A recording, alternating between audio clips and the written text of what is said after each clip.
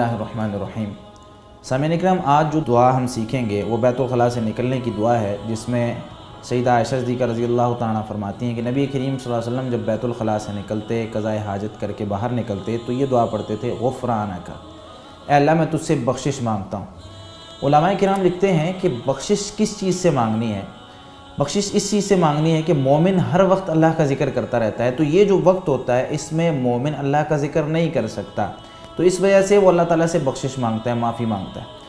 और दूसरे नंबर पर यह भी हो सकता है कि इंसान अल्लाह ताला से माफ़ी मांगता है कि या अल्लाह तेरी मुझ पर बहुत बड़ी नेमत थी कि जो रिज़्क़ मैंने खाया, जो रिज़्क़ मैंने अपने पेट में रखा, उसको निकलने का रास्ता तूने अता किया, उसको मेरे जिस्म से खारिज तूने किया।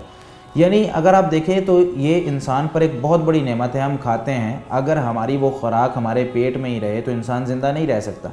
लोग इस बीमारी का इलाज करवाने के लिए या करने के लिए बहुत बहुत महंगी और बड़ी दवाइयाँ भी इस्तेमाल करते हैं ताकि हमारे पेट में जो कुछ है वो निकल जाए और हमारी सेहत दुरुस्त रहे। अगर पेट में रहे तो इंसान बहुत सी बीमारियों का शिकार हो जाता है। तो इंसान अल्लाह रब्बुल आलमीन से माफ़ी मांगता है, अल्लाह रब्बुल आलमीन का शुक्रिया अदा करता है कि या अल्लाह ये जो तेरी नेमत है मुझ पर कि मुझे बहुत आसानी के साथ जो है वो मैंने अपने पेट की चीज़ें खारिज कर दी, तो अब मैं उससे तेरी पनाह में आता हूँ, बख्शिश चाहता हूँ, अल्लाह रब्बुल आलमीन जो है उसे माफ़ कर दे।